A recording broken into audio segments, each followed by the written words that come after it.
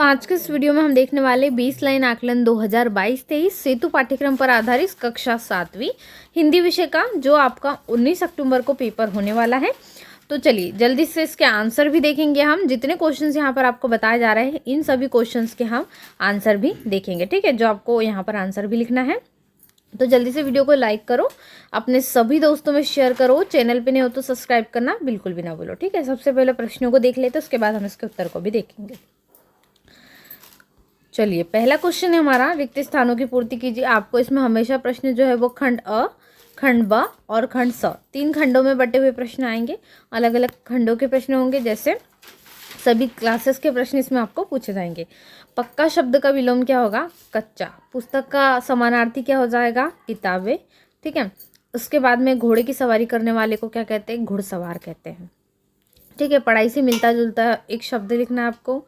गांव की कोई 3 विशेषता लिखना है, और बारिश से बचने के लिए हम किन किन चीज़ों का उपयोग कर सकते हैं वो लिखना है। चलिए इन सभी प्रश्नों के उत्तर देखेंगे, ठीक है। तो पहले प्रश्न का उत्तर हो जाएगा कच्चा, पक्के का विलोम, किताब हो जाएगा पुस्तक का, और घुड़सवार हो जाएगा घोड़े की सवारी करने वाले को, और पढ़ाई से मिलता जुलता शब्द कढ़ाई, मिठाई, सिलाई, ठीक है, ये हो जाएगा।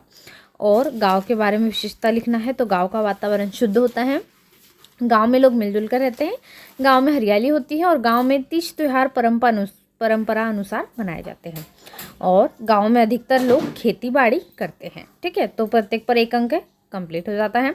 बारिश से बचने के लिए हम किसका उपयोग कर सकते हैं? किन किन चीज़ों का? तो बारिश से बचने के लिए हम छाता, रेनकोट, प्लास्टिक की खोमरी, चोंगी, या अपने स्थानीय भाषा के अनुरूप आप जो भी कहते हो, ठीक है, उसका उपयोग कर सकते हैं। तो ये लिखना है। इसके बाद हमारी सही जोड़ी आएगी, और जो भी बच्चे इन सभी विषयों की आंसर की PDF भी डाउनलोड करना चाहते हैं, इसके लिए गूगल पर जाएंगे, गूगल पर सर्च करेंगे www.arfindia.com, ठीक है, जहां पर आपको PDF डाउनलोड आसानी से आप कर सकते हैं। सही जोड़ी मिलाना है। पुष्प का समानार्थी फूल होता है, ठीक है। गगन का होता है आसमान। इसके बाद में धरती का होता है धरा। नीर यानी क्या होता है? नयन या चक्षु या आँख, और यहाँ पर सॉरी नीर यानी नहीं, चक्षु या आँख होता है यहाँ पर, और जो नीर यानी जल होता है, ठीक है, अम्बु जल जिसको कहते हैं, तो नीर ये हो जाएगा। नयन यानी होता है, ठीक है, चक्षु का आँख से मिलाना है, पुष्प का फूल से, गगन का आसमान से, और धरती का धरा से, ठीक है। चलिए इसके बाद हम देखते हैं होली के त्यौहार में आप क्या क्या करते हैं, अपने शब्दों में लिखिए, ठीक है। तो यहाँ पर सही उत्तर मिलान किए गए। पुष्प के सामने फूल, गगन के सामने आसमान, धरती, धरा, नीर का जल, और चक्षु का आँख, ये आंसर सही थे, ठीक है। होली पर हम क्या क्या करते हैं? तो होली के त्यौहार पर हम अपने सभी सदस्यों के साथ होली खेलते हैं, अपने दोस्तों और पड़ोसियों को रंग लगाते हैं, मिठाई खाते हैं, मस्ती नाच गाना करते हैं, पिचकारी तरह तरह के रंगों का प्रयोग करते हैं, पानी में रंग घुलकर एक दूसरे को भिगोते हैं। इस प्रकार बच्चे अनुभव को, आप जो भी अनुभव करते हैं यहाँ पर लिख सकते हैं, ठीक है। चलिए इसके बाद देखेंगे। इसके बाद हमारा प्रश्न क्रमांक 9 है, आपके घर में कौन कौन से पकवान बनाए जाते हैं? आपको कौन सा पकवान पसंद है और क्यों? उत्तर लिखना है इसका। और घर और विद्यालय दोनों में अंतर लिखना है, और ये आपको दोनों में से कौन सी जगह पसंद है वो भी लिखना है, और क्यों पसंद है ये भी, ठीक है। चलिए दोनों प्रश्नों के उत्तर 5-5 अंक के लिए। तो हम सबसे पहले देखते हैं हमें कौन कौन से पकवान पसंद है, घरों में कौन कौन से पकवान बनते हैं। तो हमारे घर में खीर, खुरमा, पुआ, गुलगुल भजिया, पपची, अरसा, हलवा, गुड़ पापड़ी, उखरा, मीठा पूड़ी, चीला, महुआ, लाठा आदि पकवान बनाए जाते हैं। इसी तरह से बच्चे परिवेश आधारित व्यंजन के नाम भी लिख सकते हैं, मतलब आपके घर पर जो और अच्छे व्यंजन बनाए जाते हैं स्थानीय भाषाओं में, जिनको कहा जाता है, वो लिख सकते हैं। जैसे आपके इधर जो एरिया में जो भी भाजी आती है वो भाजी बनाई जाती है, या साग बनाया जाता है, तो उसको भी आप इसमें लोड कर सकते हैं। अगला प्रश्न था हमारा, घर और विद्यालय या घर स्कूल एक ही बात है, उसमें हमें अंतर लिखना, और आपको कौन सी जगह पसंद है। तो घर में हम खेलते हैं, स्कूल में हम पढ़ते हैं।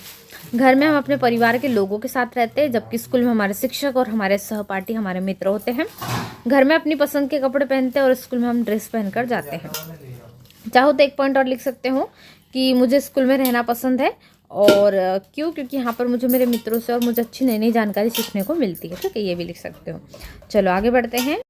चलो इसमें से देखते हैं खंड ब, कक्षा 5 में जो आपको कक्षा 5 से संबंधित प्रश्न है। आप क्या बनना चाहते हैं, और दीपों का त्यौहार किसे कहा जाता है, ठीक है, दीपावली है दीपों का त्यौहार। और अपने आसपास किसी एक तीर्थ स्थल के बारे में 3 वाक्य लिखना है जो आपके शहर से पास में हो, और आपके विद्यालय में मुस्कान पुस्तकालय होंगी, उसमें से आपके द्वारा पढ़ी गई किसी एक पुस्तक के बारे में लिखिए। ठीक है, चलिए 11, 12, 13 और 14 प्रश्न क्रमांक का हल देखते हैं। तो अब आप यहाँ पर उत्तर में क्या लिख सकते हो, मैं यहाँ पर कोई भी एक इनमें से कोई भी एक लिखिएगा। जैसे यदि आप डॉक्टर बनना चाहते हैं डॉक्टर, शिक्षक बनना चाहते हो तो शिक्षक, किसान बनना चाहते हो तो केवल किसान, इतने सारे नाम आपको बताइए। यदि आप पुलिस, आर्मी, इनमें सभी जाना चाहते हैं तो अपने अनुसार आप लिख सकते हैं। ठीक है, अगला प्रश्न तो हमारा, दीपों का त्योहार किसे कहा जाता है, तो दीपावली यानी दिवाली को कहा जाता है। ठीक है, अपने तीर्थ स्थल के बारे में लिख सकते हो, आपके आसपास जो भी हो। तो छात्र अपने स्थानीय तीर्थ स्थल के बारे में लिखेंगे। जैसे मेरे घर के पास एक मंदिर है, वहाँ पर मेला लगता है, मंदिर में देवी या देवता की मूर्ति है, मंदिर के पास नदी बहती है। सावन, भादो, कार्तिक, फाल्गुन या अगस्त, सितंबर, अक्टूबर, जनवरी, फरवरी महीनों के नाम में इस महीने मंदिर में क्या होती है, विशेष पूजा होती है। हम वहाँ जाते हैं, पूजा करते हैं और मेले से सामान खरीदते हैं। ठीक है, तो ये वाक्य आपको लिख देना है। और पुस्तकालय की यहाँ पर है, तो आपने पुस्तकालय से आए तो ये आप लिख सकते हैं, मैंने कछुए की चालाकी की पुस्तक पढ़ी। पुस्तक से संबंधित वाक्य कुछ आप इस प्रकार से लिख सकते हैं कि यह कहानी किस पर आधारित है, उसमें कौन सा पात्र है, उसमें कछुआ और खरगोश वाले पात्र हैं।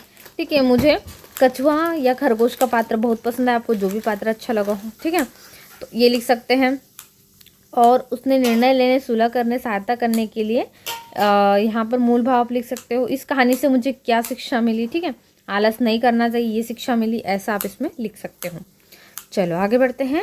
अब हमारा अंतिम खंड स है, इसमें नीचे दिए गए जीव जंतुओं की आवाज़ कैसी होती लिखना, जैसे चिड़िया की, कौवे की, बकरी की और मेंढक की। उसके बाद 16वें में है, आपको कौन सा खेल पसंद है उसके बारे में लिखना है, और अपने प्रिय शिक्षक के बारे में 3 वाक्य। ठीक है, तो ये पूरा हो जाएगा आपका कक्षा 7वीं हिंदी विषय का। ठीक है, चलिए देखते हैं। तो हमारा सबसे अंत में है, चिड़िया की आवाज़ कैसी होती है, ची ची करती है, कौवा काव काव करता है, बकरी मै मै करती है और मेंढक टर टर करता है। ठीक है, तो ये सही है। उसके बाद यहाँ पर दूसरे प्रश्न का उत्तर है, मुझे पिट्ठल खेल पसंद है, आपको कौन सा खेल पसंद है। मैं इसमें कपड़े की बनी गेंद का उपयोग करते हैं, और जो यहाँ पर है टीम के सदस्य और टीम कैसे होती है ये इसमें बताया गया। ठीक है, उसके बाद में आपके प्रिय शिक्षक का नाम लिख दीजिएगा, आपके शिक्षक का जो भी नाम हो यहाँ पर आएगा, आपको जो पढ़ाते हैं और वो शिक्षक क्यों पसंद है और आपको क्या सिखाते हैं, ये सारा इसमें लिख देंगे। तो ये पूर्ण हो जाएगा हमारा प्रश्न क्रमांक, सभी प्रश्नों के उत्तर हो जाएंगे यहाँ पर। तो आज के इस वीडियो में हमने कक्षा 7वीं हिंदी विषय का हमने देखा, कक्षा 7वीं हिंदी विषय का बेसलाइन आकलन हमने देखा, बेसलाइन असेसमेंट जो आपको आना है। 19 और 20 अक्टूबर को आपके पेपर होने हैं। कक्षा 7वीं के और भी विषय आपको मिल जाएंगे चैनल पे जाके देख लीजिए, डिस्क्रिप्शन बॉक्स में लिंक मिल जाएंगी। वीडियो को लाइक करो, अपने सभी दोस्तों में शेयर करो, चैनल पे नहीं हो तो सब्सक्राइब करना बिल्कुल ना भूलो। मिलते हैं नए वीडियो में, थैंक्स फॉर वॉचिंग।